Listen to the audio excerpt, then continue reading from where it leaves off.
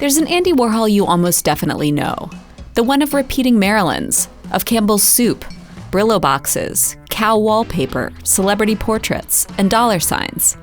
There is a ton of writing about Warhol, biographies, and even a detailed account of his daily life from the mid-1970s until his death in 1987. Warhol surrounded himself with people who all give competing reports of their time with him, and he provided the world with too many prized aphorisms to count. Today we'll work our way through a tasting menu that explores Warhol's life through the food he depicted as well as the food he actually ate, and talk about the human person you might not know, the one behind the enigma, the ultimate producer and consumer and product all in one, impossible to capture but oh so fun to try to anyway.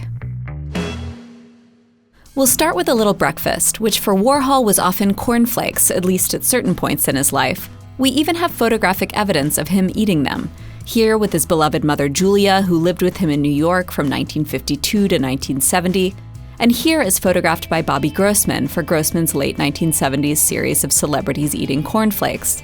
The cereal was one of a number of industrially produced, commercially available products that the artist not only consumed but reproduced and venerated in his art. Cornflakes boxes were part of his famous show at Stable Gallery in New York in 1964, where he packed the space with Brillo box sculptures and box sculptures of Heinz tomato ketchup and Campbell's tomato juice, as well as cornflakes, leaving only narrow passageways for amused and scandalized visitors to shimmy through. These were not actual cardboard shipping containers, but wooden boxes ordered from a carpenter, then painted brown and silkscreened with logos by Warhol and his right-hand man at the time, Gerard Malanga. They were some of the first works made in the space that became known as the factory, due to the assembly line-like processes that happened there. Oh, and the fact that the building had previously been a hat factory. These are all right. Enjoyable for their novelty, maybe, and a reminder of the strangeness and glory of industrial-produced foodstuffs that took over the American diet after World War II. Kind of exactly like what Warhol's box-filled gallery/warehouse was pointing out. Our next course comes from a restaurant and boutique where Warhol spent a tremendous amount of time in the 1950s, during his career as a commercial illustrator and into his years as a pop artist. Frozen hot chocolate, actually, sorry, they spell it this way, is the best-known menu item at Serendipity 3, which opened on East 58th Street in 1954 and quickly became Warhol's unofficial headquarters. To begin making it, we'll chop up 3 ounces of chocolate, whatever kind you like, and put it into a double boiler, stirring until it melts. Then add in 2 teaspoons of store-bought hot chocolate mix and 1.5 tablespoons of sugar, stirring until it's all blended together and smooth. Remove from the heat, mix in half a cup of milk, and then let it cool to room temperature. While that's happening, let's look at some of the work Andy was doing at the time he started drinking these concoctions. Throughout the 1950s, he experienced considerable success as an illustrator for magazines like Vogue and Harper's Bazaar, making art for advertisements and window displays, and creating illustrated books with friends. All of the cursive script you see in his works from the 50s was contributed by his mom, Julia, by the way. Her fanciful script paired beautifully with his distinctive and blotchy style of drawing. Andy's Blotted Line was much sought after by the art directors of Madison Avenue, and I'm going to demonstrate roughly how he did it. Let's take this illustration he did for a 1952 brochure about rheumatoid arthritis. We're going to trace the illustration itself, but Warhol would usually work from a photograph of an object or a drawing, and trace the image with pencil onto tracing paper. Then he'd hinge the tracing paper to a piece of good drawing paper, and use an ink pen to go over the tracing one section at a time, folding it back and blotting the wet ink onto the good paper. Warhol used a traditional ink pen with a nib and not a bamboo one like this, but this is the only one I could get to work, even this poorly. But Warhol would ink the tracing and transfer the image bit by bit until it was complete, leaving a jittery line with dots and dashes and smudges and smears along the way. An old classmate from Carnegie Tech, where he studied pictorial design, says Warhol discovered this technique one night at a restaurant when he blotted an ink sketch with a paper napkin. It was a step in the direction of the automation he would wholly embrace in due time, allowing him to work from a source image and enlist assistants to do parts of the process. He was after a look he described as exactly wrong, making him stand out as an individual in a crowded field, something he had a remarkable knack for throughout his life. Now that the chocolate mixture is cool, pour it into a blender with another cup of milk and 3 cups of ice. Then blend it up and curse at your blender, which was too expensive to be executing its task this poorly. But serendipity made its frozen hot chocolate so well, and still does, by the way, that Warhol spent nearly $2,000 there in 1957 alone. He met art directors from ad agencies there, brought friends, and fed his assistants from a menu that did contain things other than sweets. Okay, so when it's smooth, pour the mixture into goblets, top with plenty of whipped cream, followed by chocolate shavings, and enjoy. Feeling pretty good about our decision not to have tried to recreate this patriotic ice cream sundae Warhol drew but never made or ate, at least as far as we know. Now let's clear the palate with a Coca-Cola. Or heck, let's have a few. By the early 1960s, Warhol was focusing less on his work for hire and more on a way into the art world, making paintings of comic strips and advertisements, everyday things and subject matter he knew very well. In 1962, he made 2 large paintings of Coca-Cola bottles, one kind of drippy and expressionistic and the other clean-edged, and asked his friends which they preferred. They liked the hard-edge one that looked less like a real bottle and more like an ad. So he went with it, capitalizing on this instantly recognizable image, which was emblematic of this post-war time of automation and abundance. The idea was amplified by repetition, made possible through Warhol's innovation of techniques including stencils, stamps, and silkscreens. He explained his affection for the beverage. What's great about this country is that America started the tradition where the richest consumers buy essentially the same things as the poorest. You can be watching TV and see Coca-Cola, and you know that the president drinks Coke, Liz Taylor drinks Coke, and just think, you can drink Coke too. Cheers. Another product Andy loved was, of course, Campbell's tomato soup, which no Warhol tasting menu would be complete without. After the Coke bottles, he was seeking a new subject matter and asked friends for ideas. He did this a lot. A gallerist friend of Andy's told him to think of the most common everyday thing he could imagine, like a Campbell's soup can. And so that's exactly what he set himself to reproduce, working from black and white photographs and cutting stencils by hand. His first series of individual can paintings represented Campbell's complete product line at the time, and it was exhibited at Ferris Gallery in LA on shelves as a nod to its customary grocery aisle presentation. In the span of a few months in late '61 and early '62, Warhol painted nearly 50 soup can paintings in all, and eventually landed on silk screening as the most precise and mechanical way to make them. 2 of them were part of the 1962 exhibition, The New Realists, one of the first to identify what would become known as pop art. The same year, he explained in his maddeningly cheeky and simplistic way, pop art is a way of liking things.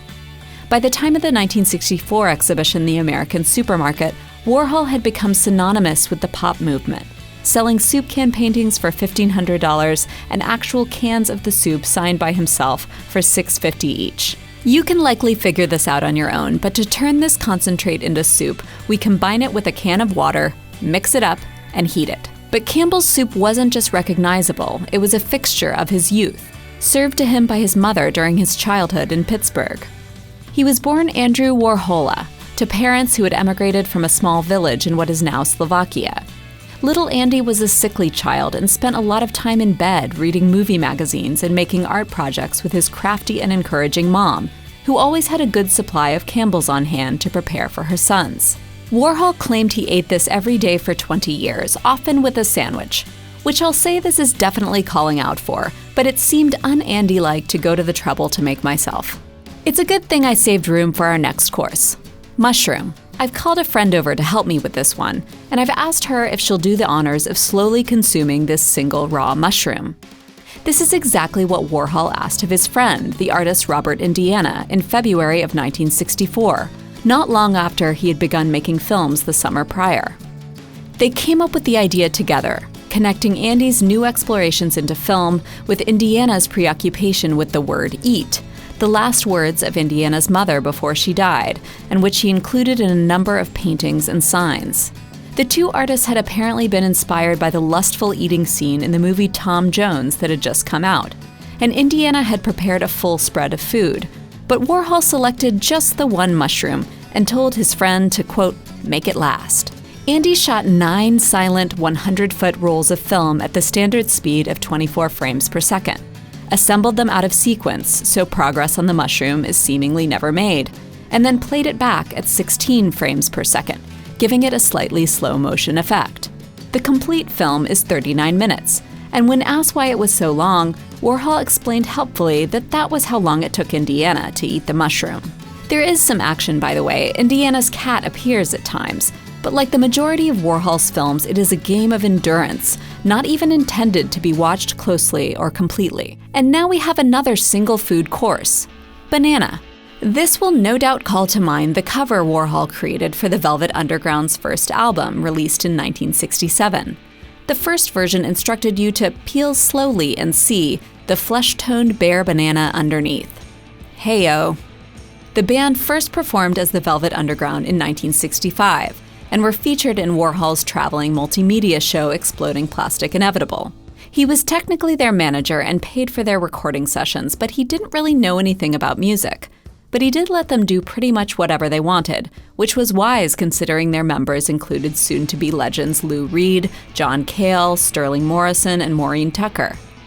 Andy added Nichole to the lineup, and the stars aligned to create one of the greatest rock albums of all time, although it wouldn't be recognized as such until much later. We must of course peel and eat our banana, which reminds me that Warhol also made 2 films in 1964 that featured banana eating: Mario Banana No. 1 and Mario Banana No. 2. One was black and white and the other in color, both featuring one of Warhol's superstars, drag queen Mario Montez, eating a banana in that slightly slowed-down Warhol way. Now's as good a time as any to mention that Warhol made a fair amount of art that is sexual in nature, starting during his time as a commercial artist, when he made drawings on the side of many subjects, including men he admired, and numerous feet, a fetish he never tried to conceal. Warhol was very much involved in the gay social scene in New York in the 50s, and when his circle of compatriots expanded in the 60s and 70s and he began to make films, sex and sexuality were subjects Warhol was unafraid to address. Oh, and in case you need evidence that Warhol ate bananas sometimes, here you are. The 1960s were an extremely productive decade for Warhol, and they were fueled not so much by food but by amphetamines. Warhol took speed, namely Obitrol, which was then sold as a dieting pill. Throughout his life, he worried intensely about his weight and his appearance in general. Taking speed made him not mind skipping meals, and also gave him the energy he apparently needed to turn out hundreds of silkscreen canvases and films, make photographs and recordings, manage a band, and function as the central figure around which an expanding universe of actors and artists and employees orbited. But Warhol did eat sometimes. He admits in his 1975 book, The Philosophy of Andy Warhol, that he would on occasion buy a huge piece of meat and cook it up for dinner. So let's do it, if only to have one course other than a mushroom that is savory and not sweet. Make sure your steak gets to room temperature and salt and pepper it sufficiently before plonking it down in a hot pan. This reminds me that art directors loved Andy's commercial work in the 50s because it, quote, sold the sizzle and not the steak, meaning the product itself was less important than the way it was presented, and the lifestyle that went along with it. Andy carried that intuitive sense for what sells from advertising into art, and he experienced considerable success, monetarily and otherwise. Food is my great extravagance, he explained in his philosophy. I really spoil myself, but then I try to compensate by scrupulously saving all of my food leftovers and bringing them into the office or leaving them in the street and recycling them there. When our steak has a nice crust on both sides, we transfer it to a 400-degree oven for a few minutes to finish it off. Right before his huge piece of meat is done, Warhol confesses, "I'll break down and have what I wanted for dinner in the first place, bread and jam." I'm only kidding myself when I go through the motions of cooking protein. All I ever really want is sugar. The rest is strictly for appearances.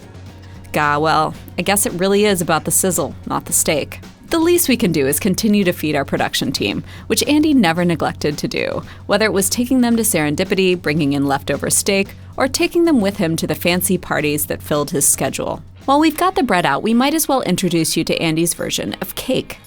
His recipe is as follows. You take some chocolate, and you take 2 pieces of bread, and you put the candy in the middle, and you make a sandwich of it.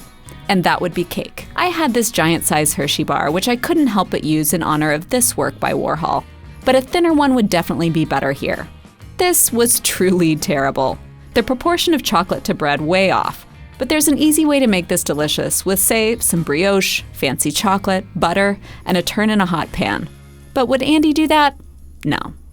We're going to end with something healthy, which was a turn Warhol pretty much had to take in his later years. After his long road to recovery after being shot by Valerie Solanas in 1968, Warhol took to ordering out carrot juice and tea from the health food restaurant Brownies near Union Square, or maybe some sandwiches if he was feeding the many guests who visited his new place of work around the corner, this one called simply The Office. It was the hub for Andy's many operations, which had grown to include Interview magazine, and later expanded to TV shows, and commissions, and more commissions. The guy was always busy and felt obligated to keep his pals employed.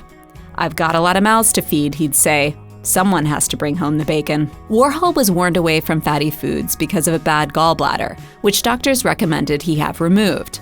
But he put it off until 1987 after his health had seriously declined, and after finally submitting to surgery, died in the hospital shortly thereafter at the age of 58. You're probably noticing our Warhol menu is missing some things, like one of the impossible recipes in his cookbook Wild Raspberries made with Susie Frankfurt. And Andy's love of old-fashioned lunch counters like chock full of nuts, where in the 40s and 50s he would eat cream cheese with walnut sandwiches on date nut bread, and the psychedelic TV ad he made for the Underground Sunday at Schraff's. There's also his ultimately unsuccessful development of a chain of Andy Mats, which he called, quote, "the restaurant for the lonely person." You get your food, he explained, and then you take your tray into a booth and watch television. And yes, there's the clip of Warhol eating a Burger King burger, but that was filmmaker Jorgen Leith's idea, part of Leith's 1982 film 66 Scenes from America. And it's pretty clear Warhol did not enjoy it all that much. But if Warhol's actual eating habits tell us anything, it's that he was unafraid to enjoy the industrialized foodstuffs that he and his fellow mid-20th century Americans were raised on, and that he venerated in his art. He liked processed foods, the way they're mass-produced, artfully packaged, distributed, marketed, and sold. He showed us the machinery that makes it all work, and our critical role as consumers of it.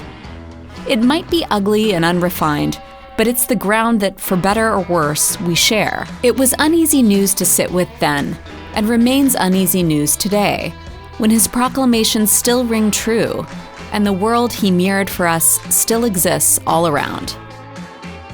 Thanks to our patrons for supporting the art assignment, especially our Grandmaster of the Arts, Vincent Appa. If you'd like a Warhol history without gaping omissions, read some books, or start by watching our Case for Warhol. And if you'd like to learn more about the music theory, production, history, and culture behind our favorite songs and artists, check out Soundfield, a new music education show from PBS Digital Studios hosted by Nari Soul and L.A. Buckner.